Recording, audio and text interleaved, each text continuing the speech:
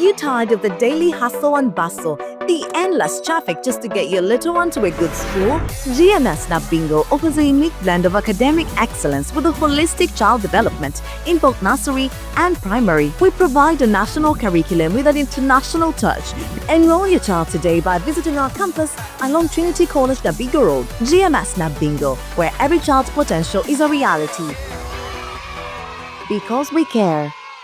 Welcome to Second Take with IDK. Glad that you could join us. Remember to watch, well, you're watching, thankfully. Remember to subscribe, share, leave us some of your comments, and yes, let others know about Second Take with IDK, where we have rich-looking Isma Dakaba Chigongo this end of week. Looking like an Emirati. Looking like a real Emirati. Yeah. How are you today? I'm very good, alhamdulillah. Glad to be on the show. You know, there's some news. It's not breaking news anyway, but David Beckham, this afternoon, I don't know if you're aware, is now one of the first, I think he has broken the ranks of being a billionaire in pounds in the sports field. Behind him is, well, there are a couple of people, including Rory McIlroy. He's like number 7. And, well, the combined wealth of David Beckham and his wife Victoria is, I think, about 1.3 billion pounds. And wow. then the owners of Manchester United have dropped a few places. Any Glazer. shocks there? Glazers? No, Where do the they chairman make of... oh, Ratcliffe. Yes. Ratcliffe is who is a shareholder. Shareholder. Because when you think about the owners, yes. I start with the Glazers. Yeah. One, I've always argued that David Beckham and the growth of his sporting empire or indeed. business empire that made him an icon beyond the sports field did not arrive in sports because sport had grown enough for him to become the brand he became in the 1990s. Because I've learned over time that by the time he met Spice Girls, Victoria Spice, in the 90s, football had not yet embraced this marketing and branding thing, but music had. So the management of Victoria Beckham or Victoria Spice or the Spice Girls are the ones who got him into this whole thing of how you can curate a message or you curate the brand of a person that becomes attractive to the commercial investors. And eventually, that was a turnaround for sport. And now many people have all these brands with Adidas, with Nike, with all these things, betting companies and all. Then thereafter, because he's created a brand, it's many years since Beckham last kicked a ball professionally, either in Milan or at LA Galaxy. Or because he played in the MLS on his farewell tour at the time. He's been able to continue generating money through sport, even when not kicking a ball. Yet, many of us still think of sport as something you go out and sweat and kick, then you make that kind of money. So it's quite a story. It's quite a story that he's made it that far. And he grew up. Victoria came from a posh background, hence her name, you know, Posh Spice. But David Beckham, I think, came from an average family, actually. Yeah. In England, they would call it middle class, or they would call it a working family. Working class family. Working class. And I'm always thinking everyone in Africa is working, yeah? So when you're thinking that, who isn't working? Who isn't working that anyway? Means you sweat for your money and you're not really up there. Yeah. But anyway, good for him. I remember the closest I think a sportsperson has come, and that is, you said in pounds, in pounds, billion in yes. pounds. I remember Tiger Woods, the year of his downfall, 2008 or 9, if I remember correctly, when he won his last, one of his last majors. Okay, he's gone and won the Masters after that. I think 5 years after Torrey Pines, that victory at Torrey Pines in 2009, the USPG or US Open, should be US Open, at Torrey Pines 2009. And that's when his problems started coming out, the infidelity, and then the wife leaving, the divorce proceedings. I think he had touched $1 billion. Yeah, of course the dollar is less in value than the pound. the colonial history allowed Britain to gather as much gold as they do to shore up their currency from across the world. India is one of the biggest victims of that. The amount of gold they got, you'd rather use the word stole, but the amount of gold they got from India. At the time, I think Tiger Woods was close to $1 billion, or was 900 something, or just $1 billion. Then the divorce proceedings with his ex-wife, Ellen Woods, who is also a former nanny for his children, lost Tiger Woods anyway in excess of $360 million at the time.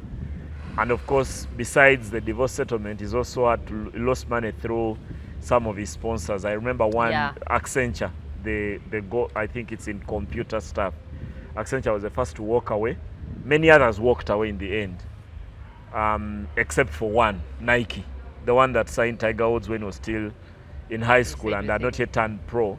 They are the ones that stuck with him because the partnership between Nike and Tiger was so profitable, to the extent that at the peak of Tiger's powers, when he was winning that career slam, or they call the Tiger Slam, where you hold all the 4 majors that go in golf, Nike would put out new clothing lines or new clothes with their tick, and they'll be sold out within hours across stores in the US. That's how much success. So they felt they could not throw him under the bus when the world was. So it's amazing when you go into that finance. Sometimes when I read those stories on Forbes and start to understand where they make fortune, where they made their money in sport, and you see now Lewis Hamilton's should be anywhere above 600, LeBron, Messi, Ronaldo, or Novak Djokovic, or Serena Williams, or Maria Sharapova. There's so many of them, and it's very interesting how sport has grown to be not only a multi-billion-dollar industry, but where sports persons have now built brands so huge that they're almost equivalent to companies on the stock exchange. And I don't disagree with Hakimi for having put everything in his mother's name. We'll talk about that another day. But to some of your feedback, thank you for keeping it coming. We have Noka Jaffa, who says, no one is talking about the return pass from Rice back to Odegaard. It was smart and instant. We have that's for the goal against West Ham. The pre-assist. Yes. Tushabe says, thanks for a great show. So does Grey T. Joseph Serugunda says, like Mikel Arteta said after the match, congs to the officials who stood ground and gave us justice, we the Gunners. Bukenya is also saying we are officially the champions. Yusuf is saying, I'm enjoying the show. The VAR really pulled on that, and it was a right call.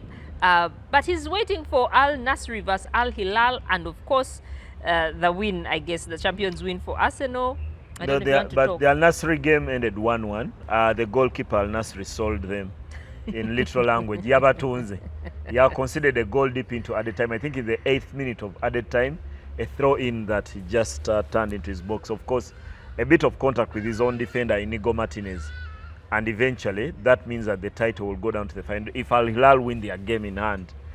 But looks almost certain that Al Nassr will win the league. Ronaldo will deliver that league title. Okay. Mbazira says the Spanish player whose name we were trying to remember was Javi Martinez. Yeah, I mentioned Martinez, but I couldn't get the first name. The first name. Yeah, Javi Martinez, former Bilbao. Now, one of the things I remember from reading his story, when he was at Bilbao, Guardiola wanted to sign him for Barcelona. But in a meeting between Martinez's representatives and Pep Guardiola, Guardiola told him that if I sign you, you'll play at centre-back at Barcelona. So he refuses to sign for Barcelona and joins Bayern Munich. That's the time when Guardiola took that break after leaving Barcelona and walked around and went to Mexico and stayed there for almost a year. Then, like fate would have it, Guardiola signs for Bayern and finds Javi Martinez there in his second season. He still did the same and played Martinez at centre-back. Yeah. Thank you for that. We have Moses here who is planning to buy a kanzu, but he says, let me wait for 1st of July. Kajubi Isaac is saying, giving you flowers for the VAR discussion. Chibajiro says, finally, I don't know what that means. Geoffrey Twine says, thanks for the show. I couldn't agree with you more. The more sport you watch, the more moderate you become, in your opinion, about things. Arsenal have been operating on the margins of the law at set pieces, moving players. Wenger did it to Ebo, though it worked for Kolo Toure. Then Shakira says, naye tewali muntu mu Real yantama nga omulenzi Vinicius Junior. Yarabi, that guy is very arrogant. And then I will end with Kisache Joshua, who says a brief analysis about Carrick, because we're supposed to talk about Michael Carrick and his in future. this show. Yeah, so we can start from there. Will they give him the job? You know, I think I had a soft spot for... Ruben Amorim? No, the Dutch guy. Erik ten Hag? No. Louis van Gaal? No, the young guy who just left. Ruud van Nistelrooy. I had a soft spot for him, and I think they let him go too early. Because him and Carrick are more or less, they're in the same age bracket, or, you know, you can't compare him to, of course, Ten Hag and did you say Van Gaal or something? No, Van Gaal would be a dinosaur in today's coaching. Okay. He's been at it for a very, very long time. Yes, and while you're there, you can also talk about José Mourinho. You touched upon it last. Yeah.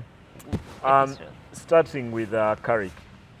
The latest reports I think I have read, and maybe some people have shared, but that's the reason with Second Take. We're not sharing something that you do not know, but you have a primary opinion. I come and put some meat on that bone. Michael Carrick has got now the backing of the people who run the club directly day to day. That's the director of football. I think he's called Joe Wilcox, and Omar Berrada, who is the CEO, who is in charge of the daily management of the club. The reports in England indicate that the two of them are going to present to upper management or the ownership of the club that Michael Carrick should be given the job on a permanent basis upon the end of this season, which would complete quite a cycle for him, from being out of a job to signing up with United on an interim basis after the sacking of Ruben Amorim. He's coached only 15 games this season. They've won 12 of those, lost 1 and drawn 2. And I hope that's not only the sample space they are looking at, because to manage a club like United, a sample space of 15 games will not be sufficient. However, it's also very important to look at the character and how much the players in the club are bought into his philosophy, or bought into the man and his methods and thinking that they work. Because I think that is more important, the character and the person, more than even the games, because anyone could win. I personally have been a backer for Michael Carrick for a very long time. Even when he was coaching at Middlesbrough, where he did very well and had an FA Cup run and went to the playoffs, and eventually the club was in a very poor financial health and had to sell some of their players eventually, is that I've always felt that if United are going to rebuild, they are going to do that with a young manager who comes from within. The clamour to go and chase a manager, the kind Ruben Amorim or elsewhere in the world, Erik ten Hag, who is also going to learn about the United DNA and the culture within the club, was never going to work. So even when I was at Middlesbrough, I had a backing for him, because I thought at the time United was struggling with finding the right man for the job. In the end, when they've given him an opportunity, he's put his best foot forward, and the team has done considerably well. But if the backing of Wilcox and Berrada may not be sufficient, is that there's also backing from the players. In the recent weeks, there's been interviews of Kobe Mainoo, of Casemiro, of Harry Maguire, of Bruno Fernandes, their best player, saying that it's time they hand him the job permanently, because they think he's going to turn around or he's going to put the club on the right path over the next few years. So it feels a bit inevitable that he'll get the job, because people have been thinking that at the end of the season, United will draft a short list or a long list of prospective managers and then pick one of those. Looks very less likely now that there's someone in the job that everyone is backing. And that backing of the players, I think, is very important, because at the clubs at that level, it's very easy to replace a manager because it's cheap. It's not very easy to build a team. A team is worth 500, you sack a manager and pay them 15 million, and that's it. To put together a team is much more difficult. So it seems now almost a date with destiny. I like the fact that Carrick has not spoken much about it. Every time it's been raised, this question has come up to him at press conferences. He said that will deal with itself. What we have to do is to get a result. So eventually he's going to get the job. Then the proper rebuilding job starts, because You have to think about that position where Casemiro is leaving on June 30th. Luke Shaw seems to be revitalized this season, has been very fit. Do you then go with him at left back? What kind of system are United going to play? We've seen them play with Cunha as the number 9 who is forced of Benjamin Sesko. Do you play with an inverted winger in Amad Diallo? There's so many things there that have to be sorted out in terms of the system, and also perhaps to improve the culture of the club, because that was also a challenge. You remember when Mourinho Madrid said that these players are not used to being criticized. Yeah, there are things about the culture of the club that has pushed some players like Anthony Martial, Marcus Rashford out of the club. In the interim, okay, Rashford could return, but there are those things that all of us have seen from afar that have to be worked on, and there can't be a better person than someone of your own. And Michael Carrick, because of the time he has, the DNA is from when he moved to Tottenham. People even forget I watched him even play for West Ham before he went to Tottenham, then went to United. People could not even remember that because they look at him as more United than anything. So, very important. And I think throughout his coaching career, very calm character, the way he played his football, he caressed the ball when he passed it. He wasn't really in a mad rush to do things. So, I think if he applies the same to the club, and the club have to understand that today it's not possible to walk into a job and do magic, yeah? You can do it maybe a season, like Pep Guardiola. But over a 19-year period, he has proven us that 2008-9 was not a fluke. But football has proven that clubs are built, yeah? That the success of a club is built, like we've seen with Mikel Arteta, we've seen with so many coaches, with Jurgen Klopp, with so many coaches. And even what he built when Ancelotti came in, he just took what was there and they won with it. Yeah, the moment he tried to change it, you see the struggle. So I hope United understand that, because one of the challenges for my generation and those slightly younger than me is that they know United for winning. So they do not understand at all that clubs are built. Now they can learn from what they see across the world, that teams are being built deliberately. Now, the other thing that you asked is José Mourinho. Last week you were very harsh. You said football had left him. He's a has-been. I think it has, but I'm here now to make a case why he would work for Real Madrid. There is a report that Mourinho will be appointed as soon as the Portuguese Primeira Liga concludes, their local league, where his Benfica side, while will not win the league, they might finish the season unbeaten. That is at discussions with Florentino Perez and all. The one thing that would give Real Madrid would be in the fact that because he's a marquee manager, yeah, big character, one of the greatest coaches since the turn of the millennium in 2000, is that because he has a big character, I think he's the best person to manage all these big egos of Mbappe, Vinicius, Jude Bellingham and all. The three of them have been at the center. Or now you could add in Tchouameni and Valverde for the fight. I think he's right in that sense. In terms of the football, it's not going to change. I think his football is so dinosaur-like that sometimes the game will demand things and he will not have them. However, I think Real Madrid, beyond José Mourinho, is a club that is not at peace with itself. I don't know that this week you watched that press conference of Florentino Perez, the club president. He calls a press conference, and I thought he's going to announce Mourinho as a coach. I think it was on Tuesday. Then he comes out punching, swinging. First of all, he thinks Barcelona won the league because of referees. He does not even see the challenge with his own club. Two, he accuses the Real Madrid fans of almost not being patriotic.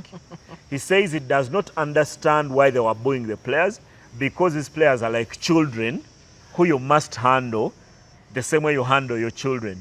He does not understand that this thing about fans booing players is the most they can do. Yeah? That when the club is not doing very well on the pitch, the only way the fans can vent out their anger is through that. He doesn't think the fans have any reason to be angry at Real Madrid because he thinks the referees let them down. Then three, he spoke about how he's going to call an early election to elect a Real Madrid president, and in that he's going to stand. Currently, there's even no one interested in the position, but he's just trying to confirm his power, and he's been Real Madrid president. If you go back since the turn of 2000, there's only 3 years when he hasn't been president. Yeah, he was president in the early years of 2000 to 2006, walked away, came back in 2009, and he's been president since then. So everything that is wrong with the club is him.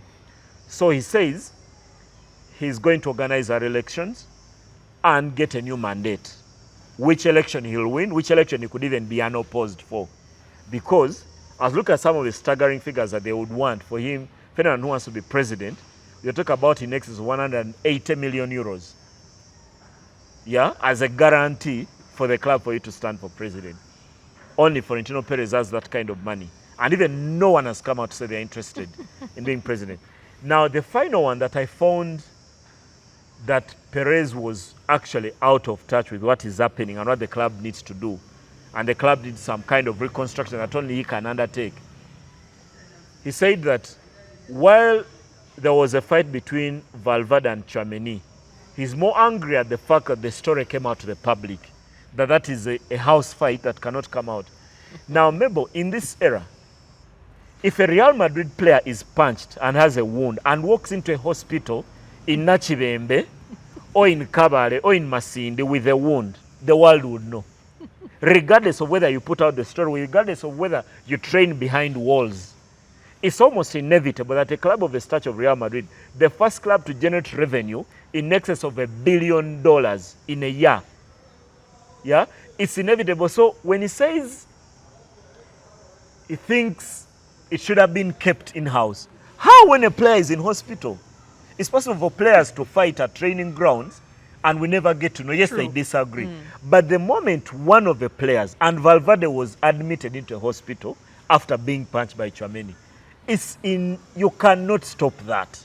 So when I watched that press conference and I was thinking, wow, it helps that he's very rich. He could say anything and get away with it. He has all this power and sway.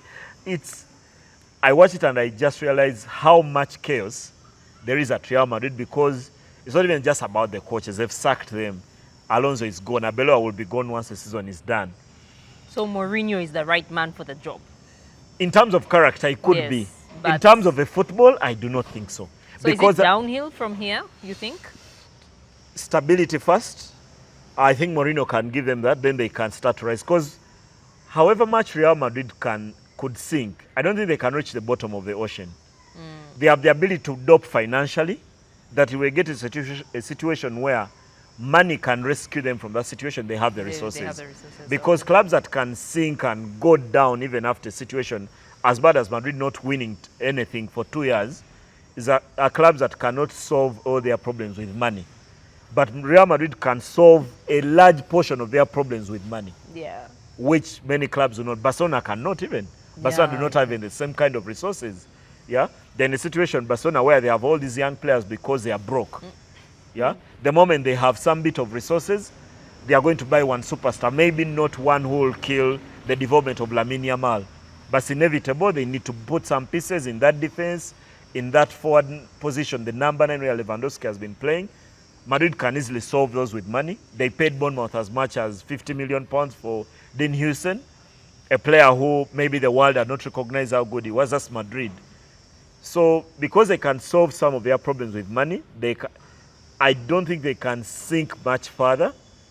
They probably put Mourinho in that job largely to cut the wings of Vinicius and Mbappe and Jude Bellingham. Put them in their boxes and let them understand that while you could be a star and you're this good, and they know it, that football is such a team sport that it's not important how many goals Messi scores, and he's had a calendar where he scored 92, but the same year you had Puyo taking out people's legs on the other side of the pitch. You had Victor Valdez playing at the ball. So when you understand that for the success of Vinicius or Mbappe or Jude Bellingham, Antonio Rudiger has to stop the ball with his ribs. Someone has to do something. Thibaut Courtois has to make all those saves in those 2 finals against Liverpool for Real Madrid to win those 2 titles.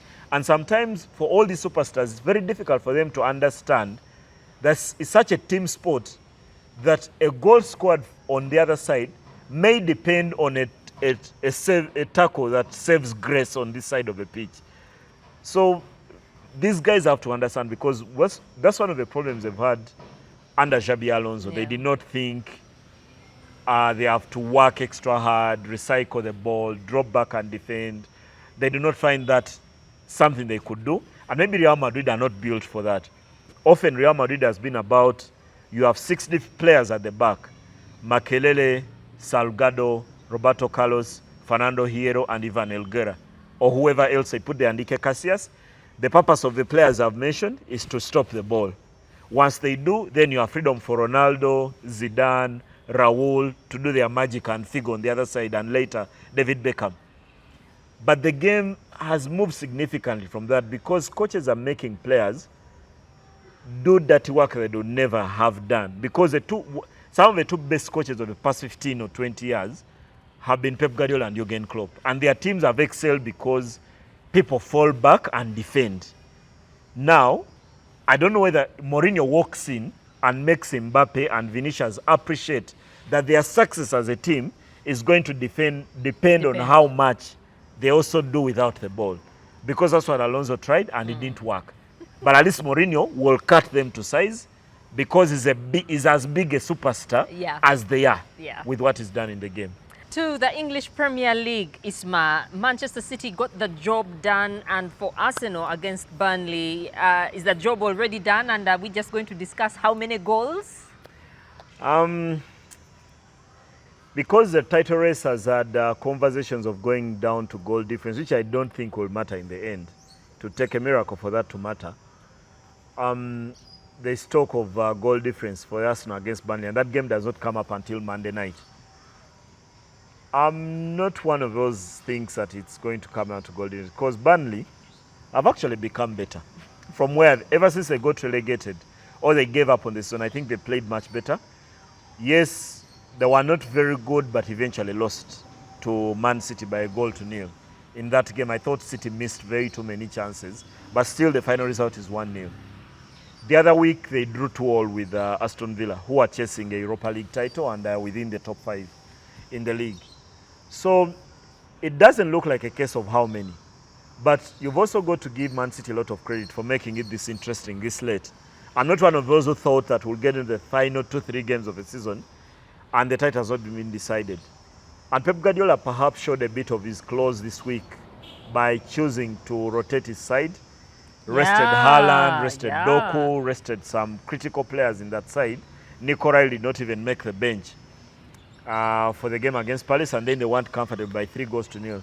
Just the first goal was difficult, but the moment it came, then it was smooth sailing. And he's also found room to revitalize Phil Foden, who has been on quite a leech this season, has not had a great season.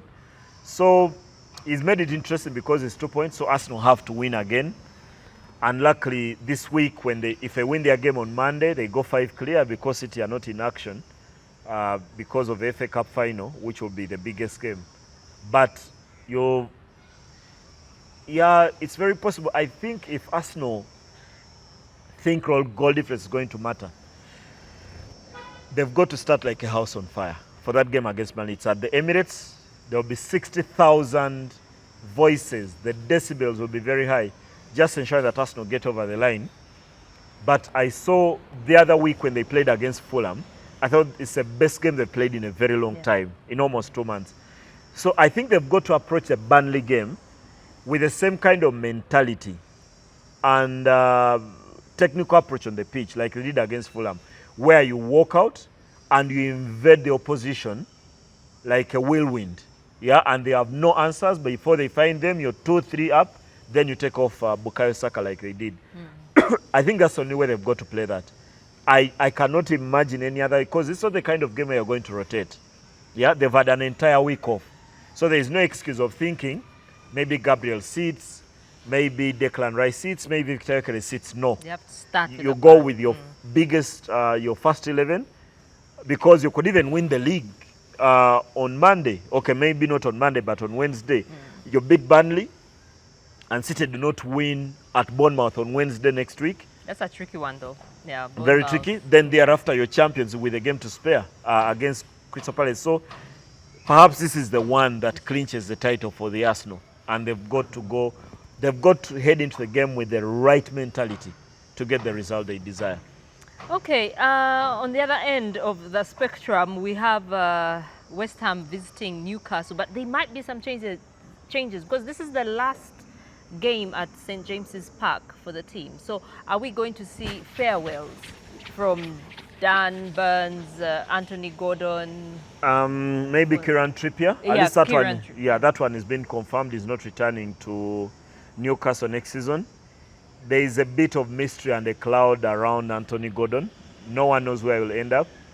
Yet British media has reported there has been contact from Bayern Munich who want to take him on. And I think Bayern needs someone. When they got knocked out by PSG, I felt Olise and Luis Diaz are a bit like princes. They cannot touch them because they do not have options in the wide areas. Even when they fail, they just have to keep them on the pitch. So maybe Anthony Gordon would be a good one. Dan Burn is a local boy. Yeah, is more tuned than the stripes of black and white. There is no one who has that experience. I think there may be guests to stay. There's also been rumors about the job of Eddie Howe. Yeah, and I like him. He's done fairly well, especially when he first came from Bournemouth. Then he came to Newcastle, did well, qualified for Europe. They finished second, I think, in the Premier League.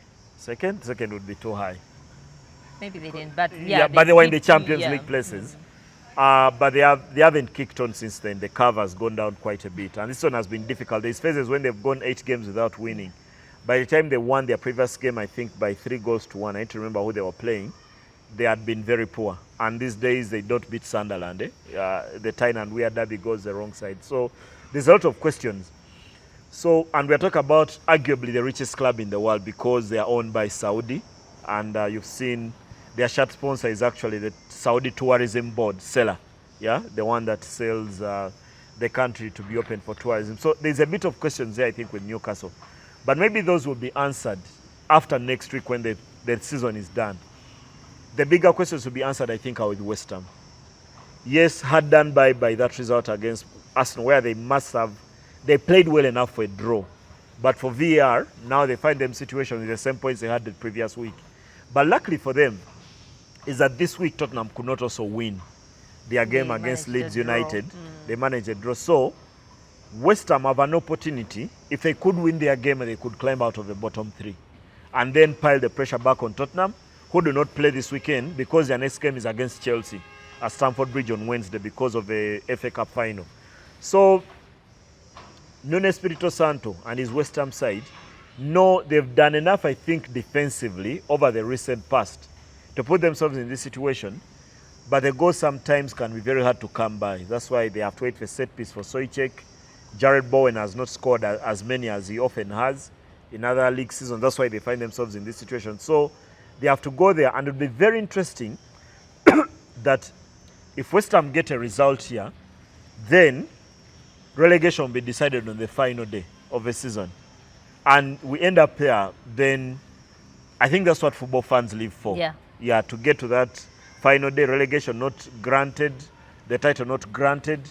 I've seen, for example, with the La Liga, besides the teams at the top and those that have qualified for Europe, including Celta Vigo, who have qualified for the Champions League for the first time in 20 years, there's a host of about 12 teams that could get relegated. So the fight goes into the final weekend. So West Ham, I think the justice they can do for the neutral for May 24th, beat Newcastle and ensure that even if Spurs win against Chelsea in the week, then relegation is decided on May 24th at 5 p.m. Okay, let's talk about a final now this weekend. The Cup. Do we see a double for City? They start as favourites. It's going to be very difficult for anyone to make a case for this Chelsea side. They've been very poor most of the season. Devoid of good goalkeeping, devoid of decent defenders, poor defensively, but so often devoid of leadership and devoid of ideas. So even for an interim manager, Callum McFarlane, who has coached just a few games, he coached before 2 games in his first stint as interim, and now this stint where he's also coached 2 games. He needs to find something extra for the final. And for me, the only thing they can find on City is leadership. and character. They've got to bury all their ghosts of how poor this season has been and just show up and know this is a cup final. Because Chelsea, more than many teams in football today, understand this occasion more than many. That's why they are world champions. Remember, they won the FIFA Club World Cup. And something that we need to remind people often, because it's very easy to forget. When you try to remember who are the Club World Champions and Chelsea are somewhere in 11th, then you cannot relate the two. And the last time they played City in a final was in 2021 in the Champions League final, which they won. Kai Havertz scoring the winner there for Chelsea. So they have that thing about them, that aura about them in cup finals. But most of it for me starts with leadership, starts with character, starts with a Drogba, a Lampard, a Terry. Starts with those things. Now, those are the ingredients that I think lack. In this the Chelsea. team, there's no team that gets to this level that does not have talent.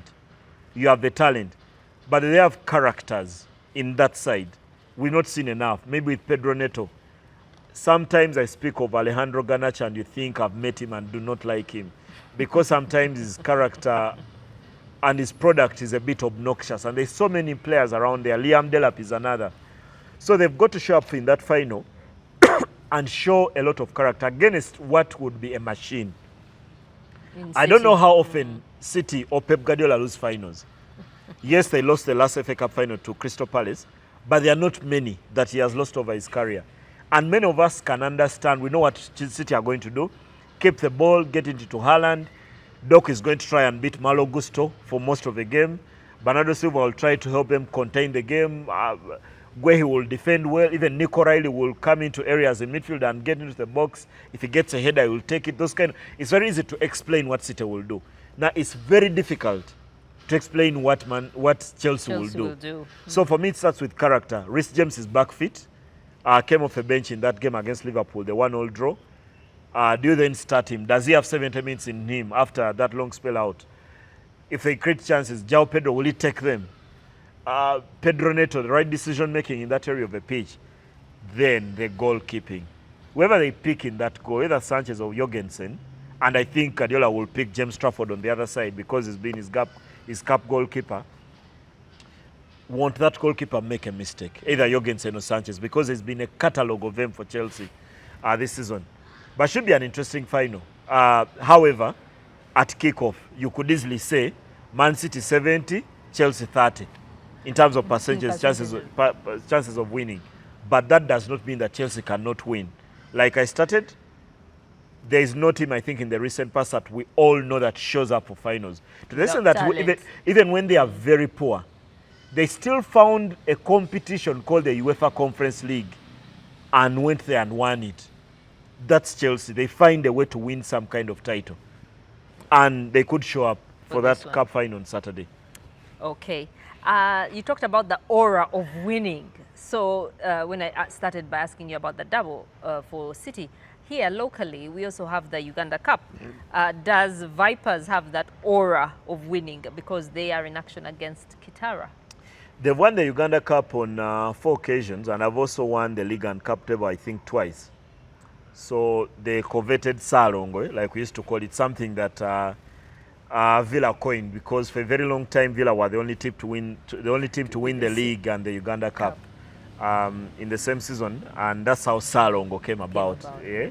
When you hear Salongo, people may not know that's how Villa earned that title. Now Vipers will be feeling very confident.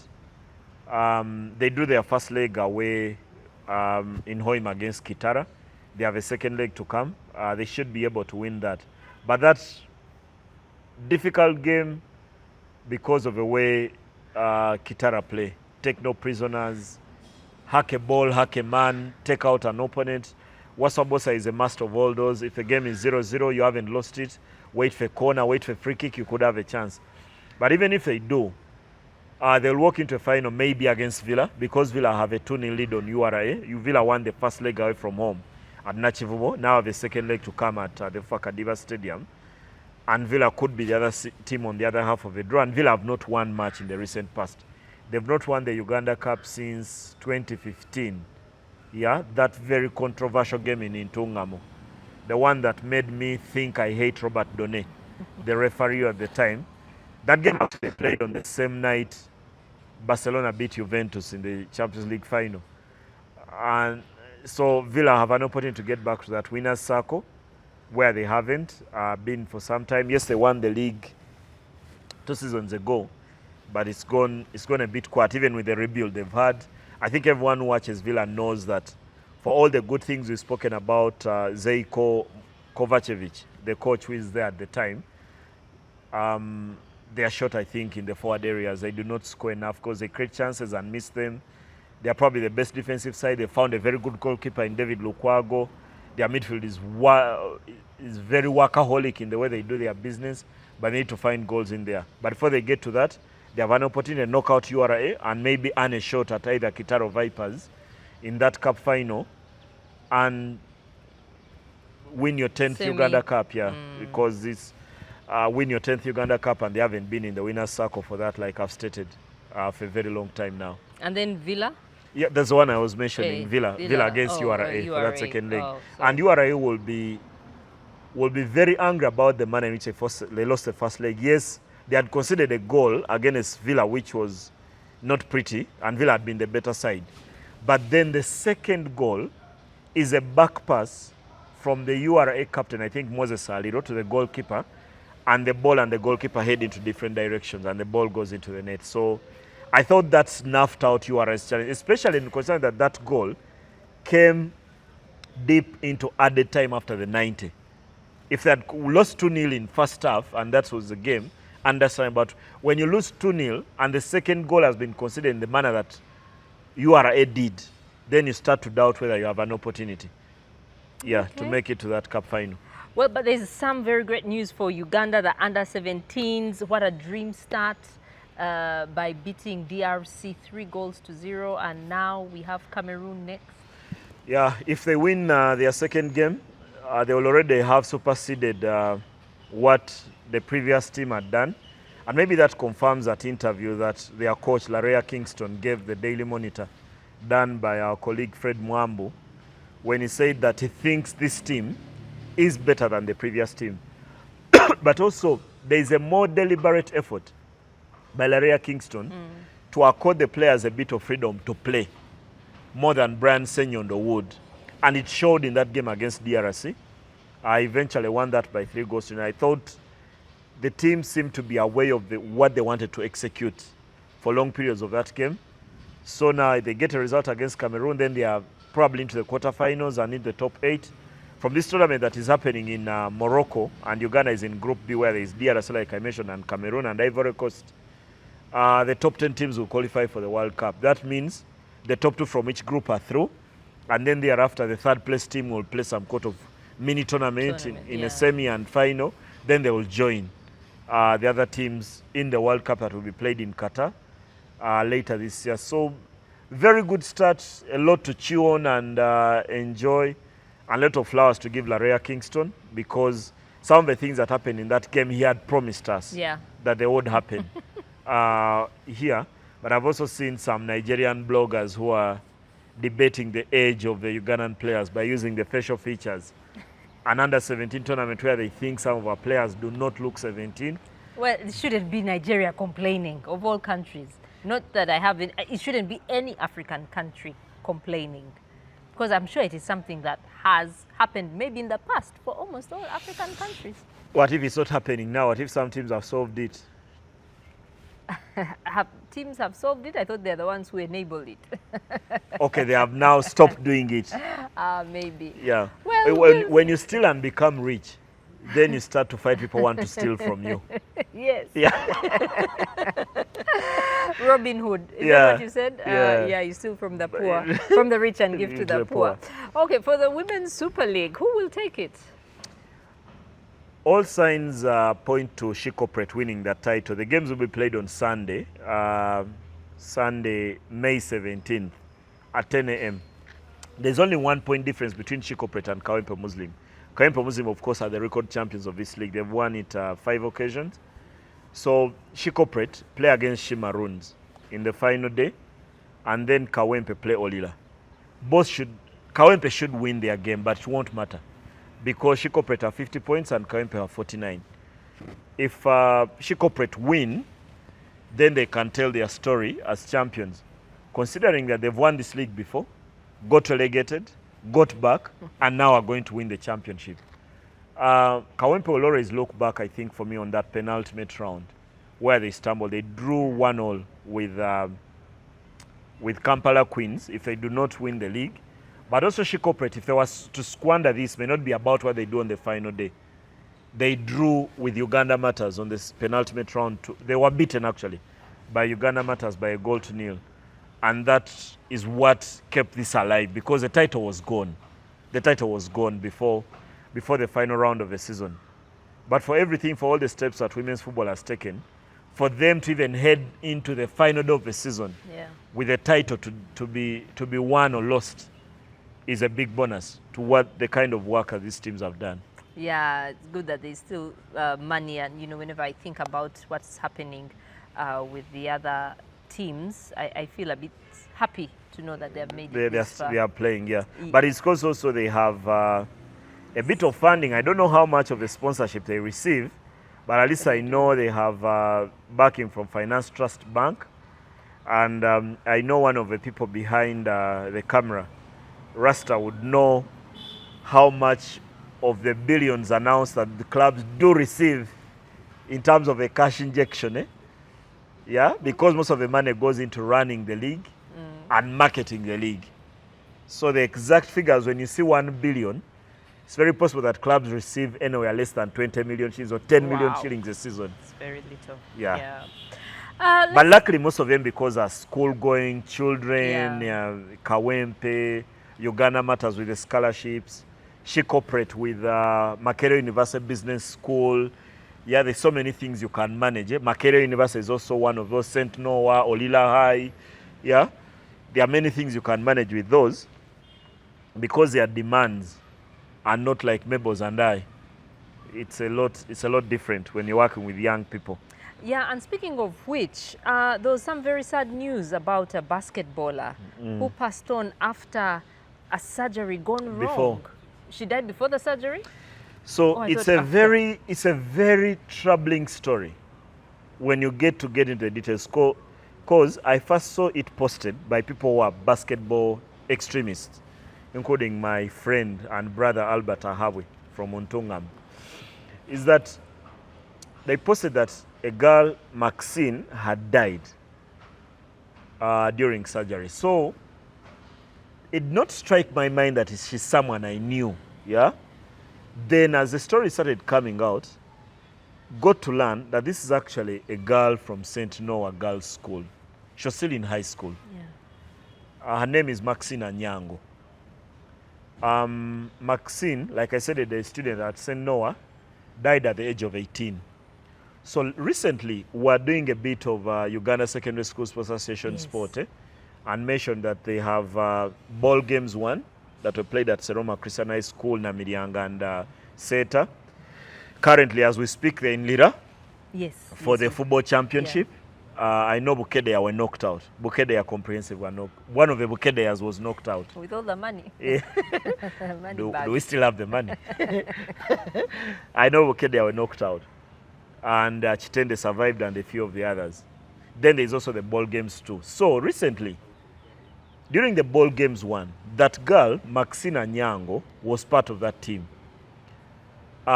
She went down, she slid on the surface, and people think the surface was bad, to the extent that some of the boys' teams in high school refused to play on that court, and their games were shifted from that court to another. Now, this girl went down and slid and hurt her knee badly. So she needed surgery because she tore ligaments in her knee, and she needed to reconstruct the knee. So they come back, the games are done, and the principal of St. Noah drove her to Kosu to have the surgery. She's one of the best. Thursday. Kosu in Chisobi. Yes. So reports indicate that before she could even do the surgery, the anesthesiologist has to come and inject her with drugs that would make the lower part of her body numb, so that she undergoes the surgery. Reports indicate that she was in a lot of pain. She cried, and during the session of crying, she blacked out and died. Wow. They rushed her to ICU, and she never came out of it. So when I first saw the story, and I actually asked someone, can someone die during knee surgery? Then the response was, you can die during any surgery. Yeah? And that's why sometimes when I see two of my elder siblings are doctors, Dr. Sarah Kasog and Dr. Rajab Kakairi, is that many times when they tell me conversations about medicine and they say minor surgery, I've always warned them, never call any surgery minor. You remove the word minor and say surgery. Even if you're going to repair my skin on this pinky finger, don't convince me that it's minor surgery. So this girl at 18, actually for me that's even as scary, is that when she's given the drugs, she never woke up. So they actually gave her the drugs? I thought they hadn't to make the body numb for her to have the surgery. I thought they hadn't yet given it to her. They had already given her the injection. So they were waiting for it to work. To work, so she can have the surgery. And she just... That was it. And she's gone. And actually, when I saw the story, eventually I learned, okay, it's Maxine Anyango that I know. I remember one of my reporters, Sharifa Nambi, yeah, did a story about her. In 2024, Uganda hosted a FIBA Under-18 Afro-Basket qualifier right here in Lugogo. Maxine Anyango was not only the best player on the Ugandan team, she was the best player in the tournament. 2024, just 2 years ago, she was named MVP and took Uganda to the Afro-Basket Under-18. I think the tournament was played in South Africa. Yes, they went to South Africa at the time, the Junior Gazelles. That's a player we've lost. Very young. Her life has not even started. You can't say it had started. Her life had not even started. It's very painful. Very, very painful. I could imagine the parents of the girl. You can imagine the school, her teammates. We are very distant, the kind of pain. I've even seen journalists who have had the chance to speak to her. And the pain they felt seeing this young girl pass away at that age of something, of course, everyone thinks every death is avoidable, and none of us knows when that time will come. But a very, very sad story, and it was actually following up on a story that I'm part of the Cobbs family, the rugby club. So they posted a story of a player, a boy called Abdul Karim. Abdul Karim is a brother to two Cobbs players, Faraj Odugo, the hooker, and Rasul Abiriga, the backline player who is also, I think, Cobb's top scorer this season, takes the kicks, he scored a number of tries. And they posted a story that Abdul Karim had suffered a stroke. Now, when you hear stroke, you think 75 years old, makes sense. Abdul Karim was a young boy, rushed to hospital. That was on a Saturday. Sunday afternoon, Abdul Karim is dead. And at the time, they were doing a bit of a harambe to support the hospital bills, and the boy was gone. So people start to ask, what is life? Oh, no one even has that answer, but that story, and many people maybe watch the show have even never watched Maxine Anyango play. But that's as much detail we can get at this point. It's a very, very, very sad story. Wow. Gone at 18. Indeed, what is life? Inna lillahi wa inna ilahi raji'un. What is life? May God help us make better decisions and live life with purpose. Yesterday, there's a friend of mine who I share a lot of stories. I've shared that story at lunch. He's called Saddam Chiremi. He's a banker. We share a lot of conversation, family, and many things. So he was telling me a story that his dad told him, that do not postpone your happiness because you have children to look after. He said all these things go hand in hand. When you find a nice car and you have the money, buy it. Never lie to yourself that at some point your children will finish school and then you'll have saved money besides the ones you've been spending on bills. Then you can be able to go to the beach. Said, look at me. I educated you now, I'm seated here. Have I gone to the beach? Has life become easier? Because I'm old. So when you say what is life, then I'm thinking, what is life? Oh. I need to go somewhere after the show. Okay, let's talk. What is going to excite you about the quarterfinals in rugby? One, I think people are going to be mourning Abdul Karim, the Cobbs guys, because quite a story. Cobbs will be playing in peace. A game they should get through. The biggest game for me will be that quarterfinal between Heathens and Victoria Sharks at Chadondo. Remember, when Victoria University Sharks decided to start a rugby program, they approached Chadondo, and Heathens gave them players who were on the bench on loan. And at the time when they first gave them those players, Sharks started challenging the Heathens. So Uganda Rugby Union went back and changed the rules. Loan players cannot play against their parent club, the way it is in football. So Sharks have had to rebuild their rugby program without loan players. So they went and signed players, the Davis Chiwalabi from Cobbs and a few others, and some even from Heathens, and put them in their side and built their own team. So it's a bit of a lot of familiarity, breeding contempt. That should be the closest game for me between Heathens and the Victoria University Sharks. Because the others, I think, Pirates should have too much for the Walukuba Barbarians. Cobb should knock out Impis. Buffalo should have enough to knock out Mongas over the 2 legs. Maybe not in the first leg, will leave a bit of unanswered questions. But then, that one, seed 4 and 5. Heathen Sharks should be an interesting one. Okay. And now to the NBA, we have Minnesota. Oh my goodness, game 6. Not yet game 7, but game 6. Yeah. When Benyama came back and showed. He came back in game 5. Because now they're going to game 6. Yes, he came back and... You're becoming too American to get excited by 2 words. Anyway, that series is not done because all the other series are for the West and Eastern. But that series between Timberwolves and Spurs and Wembenyama is not yet done. Spurs lead that one by 3-2 going into game 6. And Anthony Edwards and company need to win. This will be on their home floor in Minnesota. They need to find a way, especially to get Julius Randle playing well. Minnesota Timberwolves on offense, because the Spurs defense has stepped up, and that's what is bothering them. Whoever gets through, I hope there is 2 games, and we have a game 7. Then we know who will play OKC. On the other half of the draw, the Knicks have been sitting pretty and have cooled down their feet and so many things, and even got one of their injured players, I think, back training, Onobi. Before they play the winner between the Detroit Pistons and the Cleveland Cavaliers. That series is not yet done because the Cavaliers have won game 4 and 5 and lead that series 3-2, including winning game 5 in overtime. Down by about 8 points with about 2:58 to play, and then scored 9 answered points to eventually force the game into overtime and eventually win the game in overtime. So that one also looks destined for game 7, where the seed 1 of the Eastern Conference, Detroit Pistons, have to find a way. Just to get into that NBA final. Okay. Now, as the World Cup is approaching, we're less than a month away.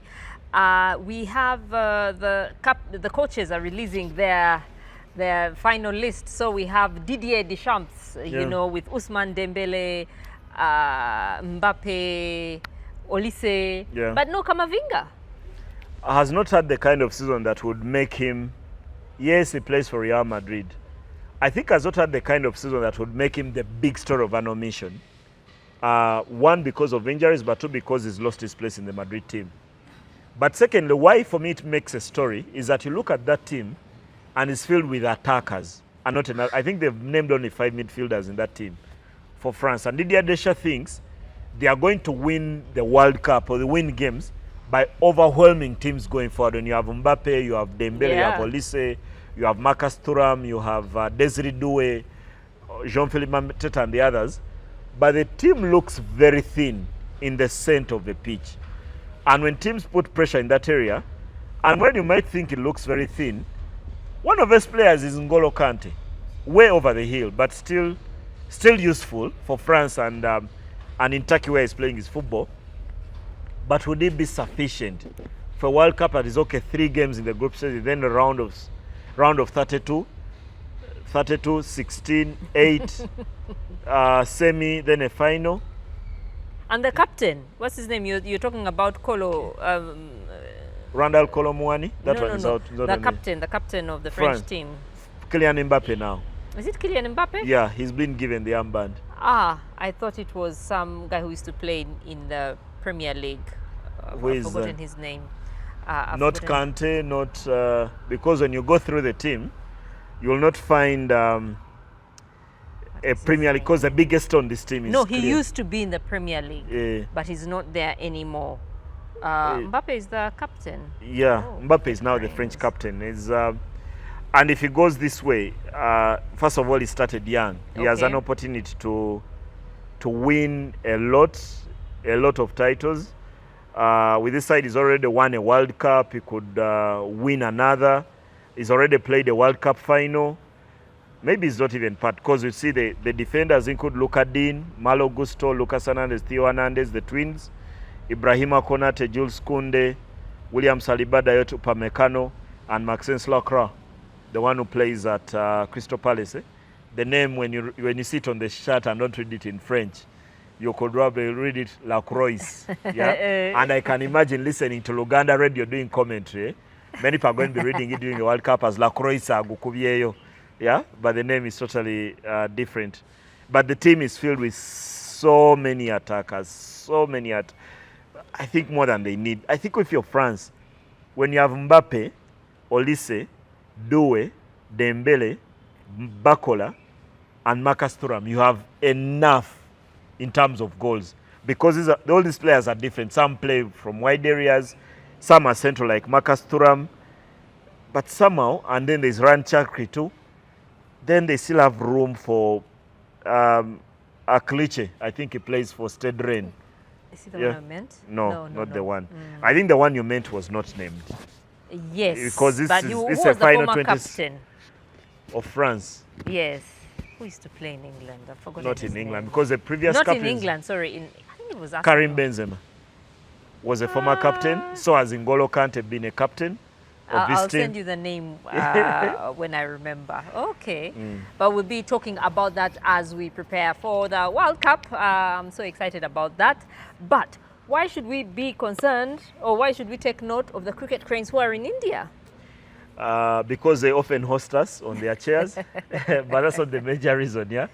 The cricket team, and I've just met some of them. I met their new captain, Fred Achelam, and the media manager, Innocent Indaula. And they don't have that tension of taking a flight. Maybe the first time you take a flight, you come with your clan to the airport, and then they drop you, then you go back. Then you have all this tension around you, but they don't have that tension because they've made that a habit. They are flying to India this weekend.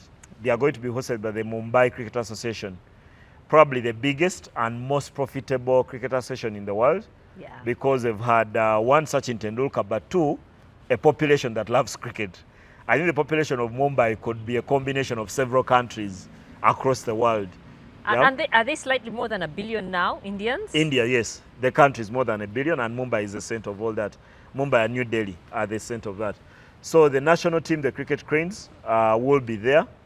Fred Achelam, the wicket keeper, we often meet him around Lugogo. He's the captain of that. They're going to be playing 5 ODIs, that's one-day international cricket, 50 overs, and then 3 20-20 internationals, 20-over games, in the hope that it helps the team sharpen further ahead of the World Cup qualifiers that start later this year. And also an opportunity for Steve Tikolo to get a look at this team and see what they are able to do for him. And hopefully they post commendable results, because that team is going to challenge them.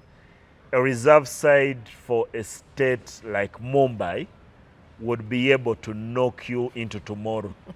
So they are going to be heavily challenged. And watch out for the scores when those Indians burst first, where they are destined, because that's where they are going to be tested the most. As much as their fielding will be tested, as much as the Uganda cricket cranes batting will be tested. But a good idea. But it's the best kind of experience you can get. Yeah, you play against players who are better than you. Then hopefully you learn a few things and also improve on those you're not doing well. You may not get to their level immediately, but there are things that will be lessons that will make you a better player thereafter. Oh, okay. And I've checked for the name, Olivier Giroud. Yeah. The top scorer he was the top scorer, I think, for the national team. Had passed Thierry Henry, but I've since both been overtaken by him. Is he retired from the team? He's retired. Oh, okay. Where is he playing his football now? In the MLS? No, he came back home. Yes, I've watched him this season. He plays for Montpellier. So he's not going? No, he's not going. He's playing for Montpellier, okay. his hometown club in France. Yeah, I've seen him this season score some goals, and yeah, he seems to have enjoyed his football more after he turned 30, yeah, than when he was in his 20s, because there was a lot of criticism Yeah. That time when he first won the league at Montpellier, that's far back. We've been here long. Because he won the league at Montpellier and joined Arsenal. And that's more than 14 years ago, I think, since Montpellier won the league. Wow. Anyway, good that he's still going. We have got to end it here for this week. Do take care of yourselves. Remember to share, to like, to subscribe. And if you have any comments that you would like us to read or any feedback for the show, do let us know. Have a great weekend. Are you tired of the daily hustle and bustle, the endless traffic just to get your little one to a good school? GMS Nabingo offers a unique blend of academic excellence with a holistic child development in both nursery and primary. We provide a national curriculum with an international touch. Enroll your child today by visiting our campus along Trinity College Nabingo Road. GMS Nabingo, where every child's potential is a reality. Because we care.